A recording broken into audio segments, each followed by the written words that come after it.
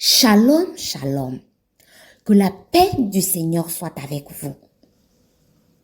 Si vous écoutez ce message, s'il vous plaît, patientez et écoutez du début jusqu'à la fin. C'est vraiment important. C'est vraiment important pour le salut de nos âmes. Ce message, ce n'est pas une invention. Je n'ai pas inventé quoi que ce soit. L'Éternel m'est témoin. Si je suis là en train de vous parler, c'est parce que le ciel est en colère contre moi.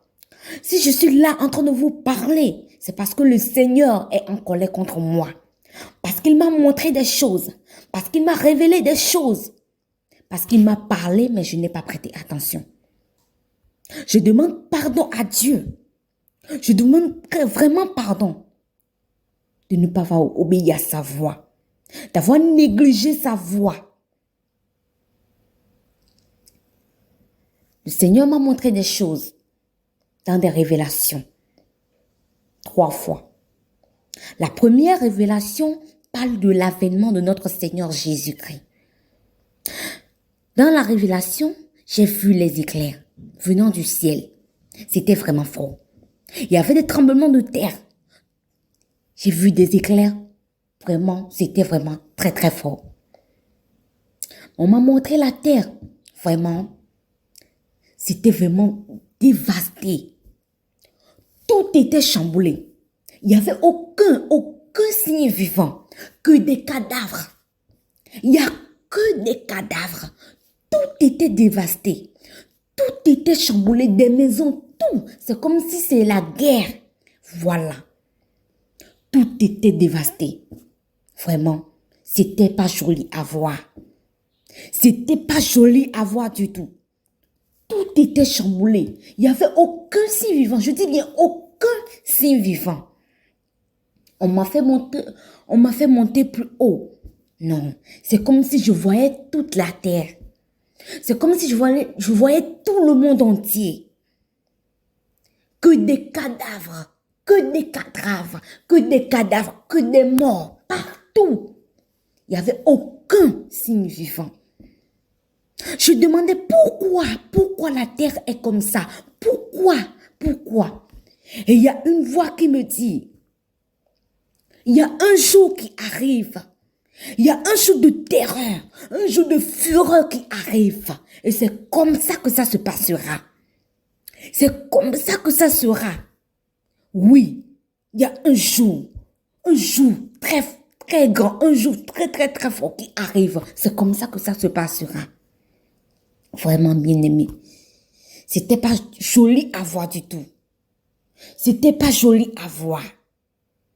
Là où tu es et que tu entends ce message, ne néglige pas. Ne sois pas négligent. Là où tu es et que tu entends ma voix, répands-toi. Répands-toi. Répandons-nous. Répandons-nous. Car le Seigneur arrive bientôt. Le Seigneur arrive bientôt. Bien-aimés, répandons-nous. Répandons-nous. La deuxième révélation parle de l'Antichrist. J'ai vu une jeune fille, très très très belle. Non, elle était vraiment très belle. C'était une très belle jeune fille. Mais j'ai vu qu'elle est en train de séduire les gens. Et quand elle finit de te séduire, elle te tue. J'ai vu qu'elle n'était pas seule. Il y avait des gens avec eux aussi, ils sont en train de tuer les gens, mais eux, ils sont vêtus en noir. Eux tous, ils sont en noir. C'est comme si c'est son amie à elle. Et puis, il y a des gens qui venaient à elle. Il y a des gens qui venaient à elle. Et je me rappelle que elle appelait, elle faisait signe à quelqu'un. Et la personne voulait aller vers elle. Je lui ai dit non, ne pars pas, elle va te détruire. Mais malheureusement, la personne ne m'a pas écouté. Ça, c'est pour vous dire que le diable est en train de séduire le monde.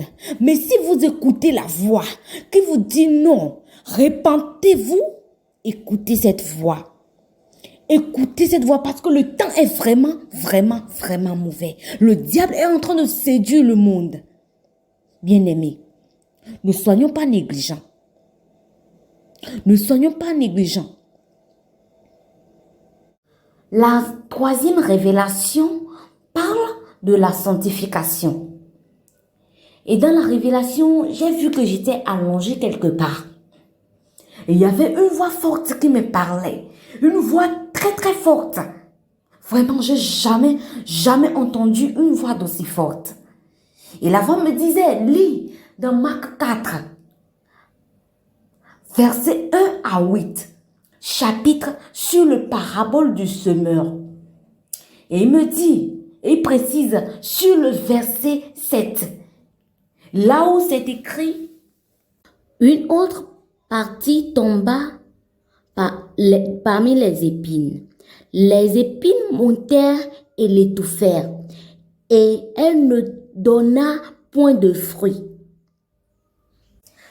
Les graines, c'est la parole de Dieu. Les épines, ce sont les choses de ce monde. La voix me dit, il y a beaucoup de gens dans le monde entier qui sont étouffés par les choses de ce monde. Qui sont étouffés par les choses de ce monde. Beaucoup reçoivent la parole, mais ils ne mettent pas en pratique. Beaucoup reçoivent la parole de Dieu, mais ils ne mettent pas en pratique. Ce sont les choses de ce monde qui les étouffent. Ce sont ces épines, les choses de ce monde, qui les étouffent. Ils poursuivent les choses de ce monde. Et la voix me dit, va leur dire que la sanctification, c'est vraiment important. Que la sanctification, que c'est important. Que la sanctification, que c'est vraiment, vraiment, vraiment important. Bien-aimés, s'il y a bien une chose qui peut nous sauver des séductions, des manigances du diable, c'est la sanctification. Il y a des péchés que nous commettons et que le diable nous encourage, nous pousse encore et encore à le refaire.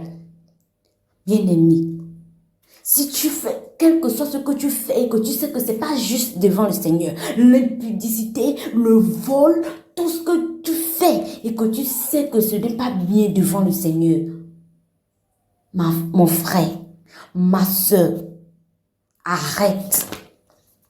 Pour que tu demeures son serviteur, le diable te pousse encore et encore à refaire ces péchés-là que tu as l'habitude de faire. Mais il faut te lever maintenant. Donne ta vie à Christ. Donne ta vie au Seigneur. Et tu seras sauvé. Répands-toi. Répands-toi, mon frère, ma soeur, ma mère, mon père. Je vous en prie. Donnons nos vies à Christ. Répandons-nous. Répandons-nous. Car le temps est mauvais. Les jours sont mauvais. Répandons-nous. Pour qu'en ce jour qui arrive, pour que ce jour de fureur, ce jour de terreur qui arrive, pour que ce ne soit pas trop tard pour nous. Pour que ce ne soit pas trop tard pour toi et moi. Pour qu'en ce jour, on ne dise pas, oh, si on savait.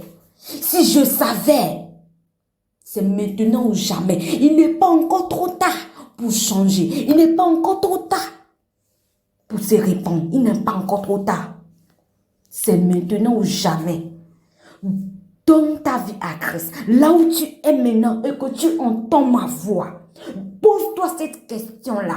Dis-toi que, et si la trompette sonne, là où tu es maintenant là, est-ce que j'irai